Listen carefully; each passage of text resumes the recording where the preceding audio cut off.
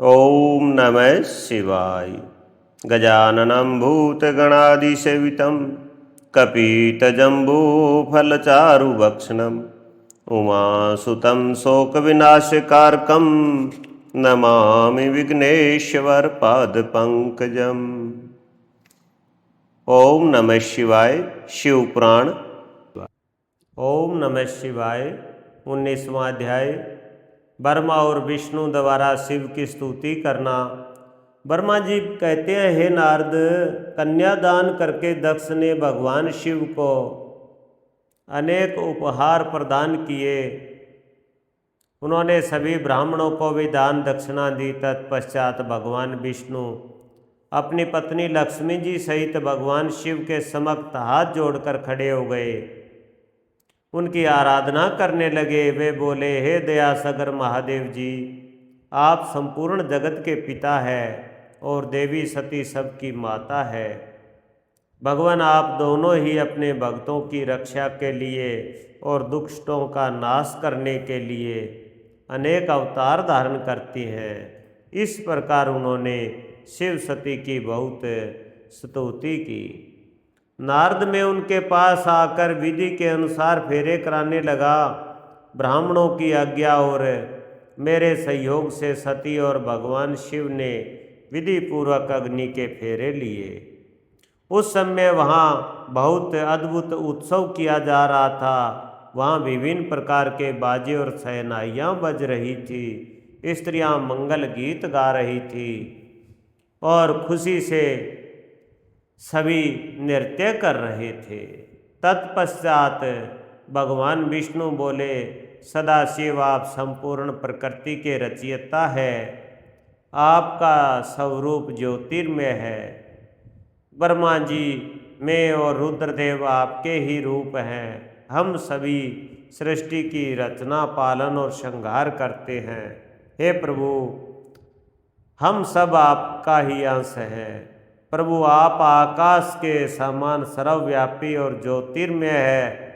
जिस प्रकार हाथ, कान, नाक, मुँह, सिर आदि शरीर के विभिन्न रूप है, उसी प्रकार हम सब भी आपके शरीर के ही अंग है। आप निर्गुण निराकार है। समस्त दिशाओं आपकी मंगल कथा कहती है। सभी देवी देवता और ऋषि मुनि आपके ही चरणों की वंदना करते हैं। आपकी महिमा का वर्णन करने में मैं असमर्थ हूँ। भगवान, यदि हम सबसे कुछ गलती हो गई हो तो कृपया उसे क्षमा करे और प्रसन्न हो। ब्रह्मा जी बोले, इस प्रकार श्री हरि ने भगवान शिव की बहुत स्तुति की। उनकी स्तुति सुनकर भगवान शिव बहुत प्रसन्न हुए। विवाह की सभी रीतियों के पूर्ण होने पर हम सभी ने महादेव जी एवं देवी सती को बधाइयाँ दी तथा उनसे प्रार्थना की कि वे अपनी कृपा दृष्टि सदैव सभी पर बनाए रखे, वे जगत का कल्याण करे। तत्पश्चात भगवान शिव ने मुझसे कहा, हे ब्रह्मन, आपने मेरा वैवाहिक कार्य संपन्न कराया है, अतः आप ही मेरे आचार्य हैं। आचार्य को कार्य सिद्धि के लिए दक्षिणा अवश्य दी जाती है, इसलिए आप मुझे बताइए कि मैं दक्षिणा में आपको क्या दूं। महाभाग, आप जो भी मांगोगे मैं उसे अवश्य दूंगा। मुने भगवान शिव के इस प्रकार के वचन सुनकर मैं हाथ जोड़कर उनके सामने खड़ा हो गया। मैंने उन्हें प्रणाम करके कहा, हे देवेश, यदि आप मुझे अपना आचार्य मानकर कोई वर देना चाहते हैं तो मैं आपसे यह वर मांगता हूँ कि आप सदा इसी रूप में इसी वेदी पर विराजमान रहकर अपने भक्तों को दर्शन दे। इसी स्थान पर आपके दर्शन करने से सभी पापियों के पाप धुल जाएं। आपके यहाँ विराजमान होने से मुझे आपका साथ प्राप्त हो जाएगा।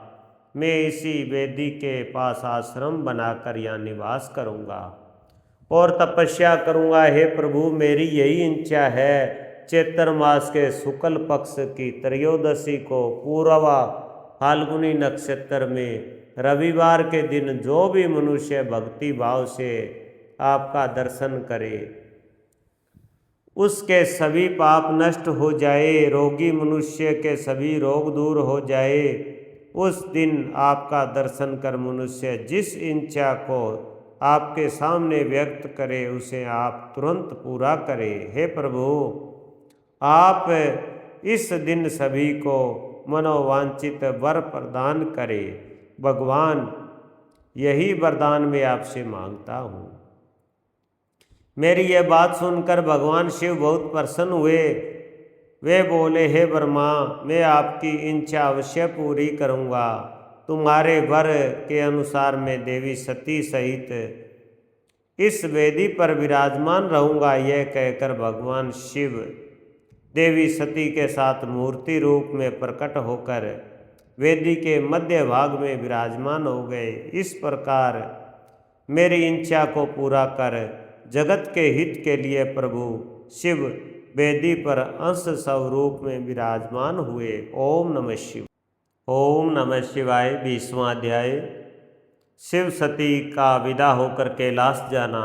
ब्रह्मा जी बोले, हे महामुनि नारद, मुझे मेरा मनोवांछित वर देने के पश्चात भगवान शिव अपनी पत्नी देवी सती को साथ लेकर अपने निवास स्थान कैलाश पर्वत पर जाने के लिए तैयार हुए।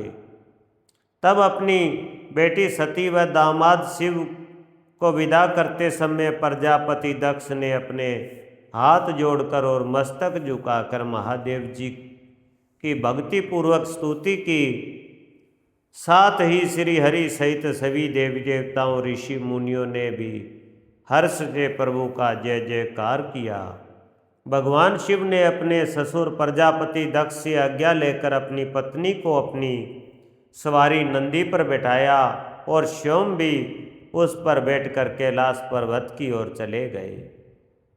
उस समय वृषभ पर बैठे भगवान शिव सती की शोभा देखते ही बनती थी। उनका रूप मनोहारी था।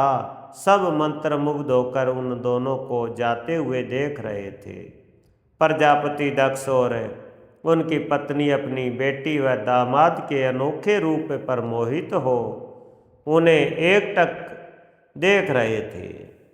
उनकी विदाई पर चारों ओर मंगल गीत गाए जा रहे थे। विभिन्न वाद्य यंत्र बज रहे थे। सभी बराती शिव के कल्याण में उज्जवल यश का गान करते हुए उनके पीछे पीछे चलने लगे। भगवान शिव देवी सती के साथ अपने निवास कैलाश पर पहुँचे। सभी देवता सहित मैं और विष्णु जी भी कैलाश पर्वत पर पहुँचे। भगवान शिव ने उपस्थित सभी देवी देवताओं और ऋषि मुनियों का हृदय से धन्यवाद किया।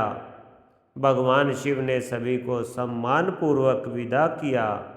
तब सभी देवताओं ने उनकी स्तुति की और प्रसन्नता पूर्वक अपने अपने धाम को चले गए। तत्पश्चात भगवान शिव और देवी सती सुखपूर्वक अपने वैवाहिक जीवन का आनंद उठाने लगे। सूत जी कहते हैं, मुनियों, मैंने तुम्हें भगवान शिव के विवाह का पुण्य कथा सुनाई। भगवान शिव का विवाह कब और किससे हुआ, वे विवाह के लिए कैसे तैयार हुए, इस प्रकार मैंने सभी प्रसंगों का वर्णन तुमसे किया। विवाह के समय यज्ञ अथवा किसी भी शुभ कार्य के आरंभ में भगवान शिव का पूजन करने के पश्चात इस कथा को जो सुनता अथवा पढ़ता है उसका कार्य या वैवाहिक आयोजन बिना विघ्न और बाधाओं के पूरा होता है। इस कथा के श्रवण से सभी शुभ कार्य निर्विघ्न पूर्ण होते हैं। इस अमृतमयी कथा को सुनकर जिस कन्या का विवाह होता है वह सुख सौभाग्य सुशीलता और सदाचार आदि सद्गुणों से युक्त हो जाती है। भगवान शिव की कृपा से पुत्रवती भी होती है। ओम नमः शिवाय। ओम नमः शिवाय। 21वां अध्याय। शिव सती विहार। नारद जी ने पूछा, हे पितामह ब्रह्मा जी, शिव जी के विवाह के पश्चात सभी पधारे देवी देवताओं ऋषि मुनियों सहित श्री हरि और आपको विदा करने के पश्चात क्या हुआ? हे प्रभु, इससे आगे की कथा वर्णन भी आप मुझसे करें।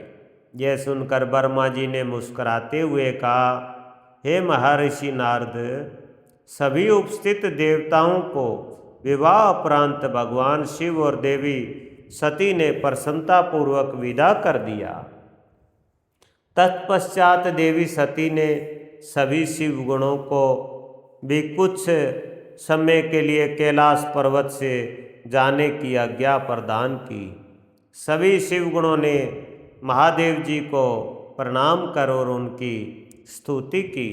तत्पश्चात उन्होंने भगवान शंकर के वहाँ जाने तत्पश्चात उन्होंने भगवान शंकर से वहाँ से जाने की आज्ञा मांगी। आज्ञा देते हुए महादेव जी ने कहा, जाएं, लेकिन मेरे स्मरण करने पर आप सभी तुरंत मेरे समक्ष उपस्थित हो जाएं। तब नंदी समेत सभी गण वहाँ भगवान शिव और देवी सती को अकेला छोड़कर कुछ समय के लिए कैलाश पर्वत से चले गए। अब कैलाश पर्वत पर भगवान शिव सती के साथ अकेले थे। देवी सती भगवान शिव को पति रूप में प्राप्त कर बहुत खुश थी। बहुत कठिन तप के उपरांत ही उन्हें भगवान शिव का सानिध्य मिल पाया था। यह सोचकर वह बहुत रोमांचित थी।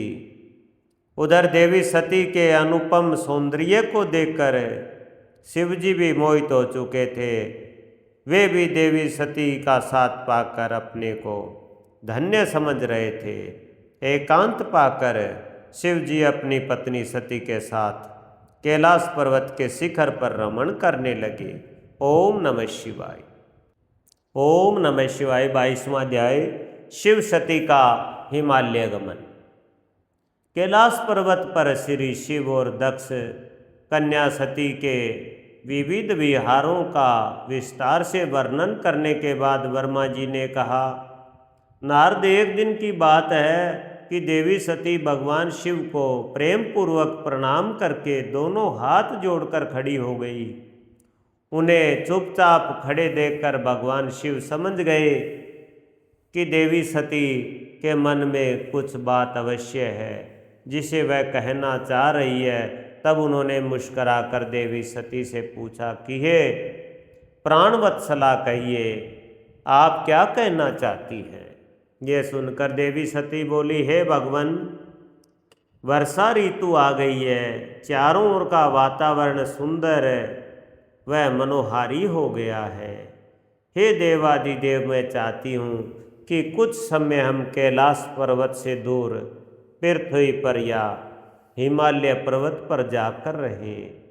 वर्षा काल के लिए हम किसी योग्य स्थान पर चले जाए और कुछ समय वहीं निवास करें। देवी सती की यह प्रार्थना सुनकर भगवान शिव हंसने लगे। हंसते हुए ही उन्होंने अपनी पत्नी सती से कहा कि हे प्रिय, जहाँ पर मैं निवास करता हूँ वहाँ पर मेरी इच्छा के विरुद्ध कोई भी आ जा नहीं सकता। मेघ भी मेरी आज्ञा के बिना कैलाश पर्वत की ओर कभी नहीं आएंगे। वर्षा काल में भी मेघ सिर्फ नीचे की ओर ही घूमकर चले जाएंगे। हे प्रिय, तुम्हारी इच्छा के विरुद्ध कोई भी तुम्हें परेशान नहीं कर सकता। फिर भी यदि आप चाहती है तो हम हिमालय पर्वत पर चलते हैं। तत्पश्चात भगवान शिव अपनी पत्नी सती के साथ हिमालय पर्वत पर चले गए। कुछ समय वहाँ प्रसन्नतापूर्वक विहार करने के पश्चात वे पुनः अपने निवास स्थान पर लौट आई। ओम नमः शिवाय। ओम नमः शिवाय। 23वां अध्याय, शिव द्वारा ज्ञान और मोक्ष का वर्णन। ब्रह्मा जी बोले, हे महर्षि नारद, भगवान शिव और सती के हिमालय से वापस आने के पश्चात वे पुनः पहले की तरह कैलाश पर्वत पर अपना निवास करने लगे। एक दिन देवी सती ने भगवान शिव को भक्ति भाव से नमस्कार किया और कहने लगी, हे देवादिदेव महादेव कल्याण सागर, आप सभी की रक्षा करते हैं। हे भगवान, मुझ पर भी अपनी कृपा दृष्टि कीजिए। प्रभु, आप परम पुरुष और सबके स्वामी है। आप रजोगुण, तमोगुण और सतोगुण से दूर है।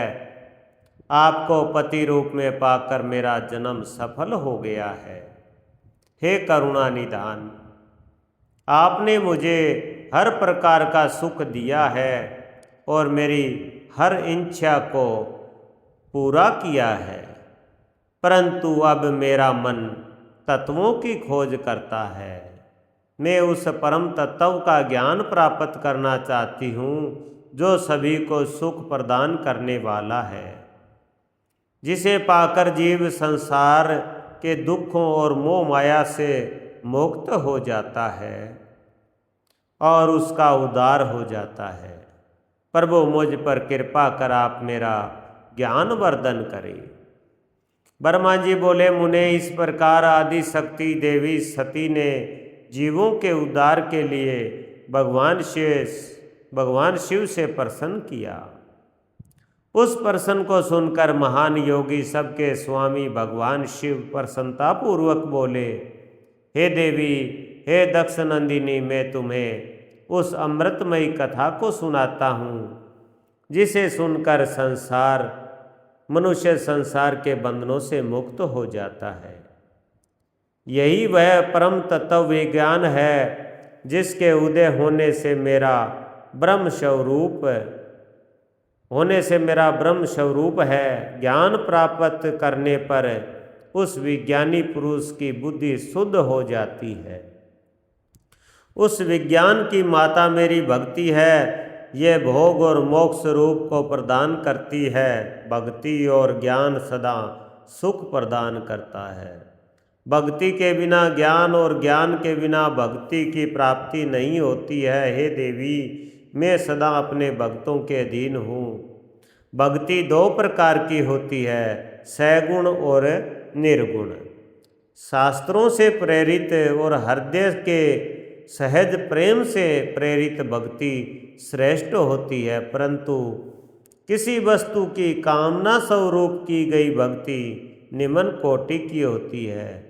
हे प्रिय, मुनियों ने सगुणा और निर्गुणा नामक दोनों भक्तियों के 9 भेद बताए हैं। श्रवण, कीर्तन, स्मरण, सेवन, दास्य, अर्चन, वंदन, सख्य और आत्म संपरण ही भक्ति के अंग माने जाते हैं। जो एक स्थान पर स्थिरतापूर्वक बैठकर तन मन को एकाग्रचित करके मेरी कथा और कीर्तन को प्रतिदिन सुनता है, इसे श्रवण कहा जाता है। जो अपने हृदय में दिव्य जन्म कर्मों का चिंतन करता है, उसका अपनी वाणी से उच्चारण करता है, इसे भजन के रूप में गाना ही कीर्तन कहा जाता है।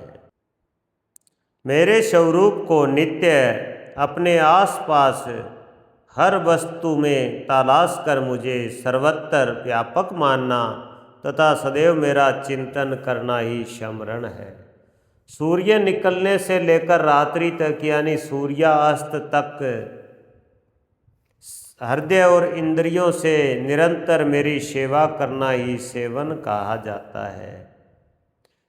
स्वयं को प्रभु का कीकर समझकर अपने हृदय अमृत के भोग से भगवान का स्मरण दास्य कहा जाता है। अपने धन और वैभव के अनुसार 16 उपचारों के द्वारा मनुष्य द्वारा की गई मेरी पूजा अर्चन कहलाती है। मन, ध्यान और वाणी से मंत्रों का उच्चारण करते हुए इष्ट देव को नमस्कार करना वंदन कहा जाता है। ईश्वर द्वारा किए गए फैसले को अपना हित समझकर उसे सदैव मंगल मानना ही सख्य है। मनुष्य के पास जो भी वस्तु है वह भगवान की प्रसन्नता के लिए उनके चरणों में अर्पण कर उन्हें समर्पित कर देना ही आत्म समर्पण कहलाता है। भक्ति के यह 9 अंग भोग और मोक्ष प्रदान करने वाले हैं। ये सभी ज्ञान के साधन मुझे प्रिय है। मेरी सांगोपांग भक्ति, ज्ञान और वैराग्य को जन्म देती है। इससे सभी अभिष्ट फलों की प्राप्ति होती है। मुझे मेरे भक्त बहुत प्यारे हैं। तीनों लोकों और चारों युगों में भक्ति के समान दूसरा कोई भी सुखदायक मार्ग नहीं है। कलयुग में जब ज्ञान और वैराग्य का आश हो जाएगा तब भी भक्ति ही शुभ फल प्रदान करने वाली होगी। मैं सदा ही अपने भक्तों के वश में रहता हूँ और अपने भक्तों के विपरीत परिस्थिति में सदैव सहायता करता हूँ और उसके सभी कष्टों को दूर करता हूँ। मैं अपने भक्तों का रक्षक हूँ। ब्रह्मा जी बोले, हे नारद, देवी सती को भगत और भक्ति का महत्व सुनकर बहुत प्रसन्नता हुई। उन्होंने भगवान शिव को प्रणाम किया और पुनः शास्त्रों के बारे में पूछा। वे जानना चाहती थी कि सभी जीवों का उद्धार करने वाला, उन्हें सुख प्रदान करने वाला, सभी साधनों का प्रतिपादक शास्त्र कौन सा है। वे ऐसे शास्त्र का महात्म्य सुनना चाहती थी। सती का प्रश्न सुनकर शिव जी ने प्रसन्नतापूर्वक सब शास्त्रों के विषय में देवी सती को बताया। महेश्वर ने पांचों अंगों सहित तंत्र शास्त्र, यंत्र शास्त्र तथा सभी देवेश्वरों की महिमा का वर्णन किया। उन्होंने इतिहास की कथा भी सुनाई, पुत्र और स्त्री के धर्म की महिमा भी बताई, मनुष्यों को सुख प्रदान करने वाले वैदिक शास्त्र और ज्योतिष शास्त्र का भी वर्णन किया।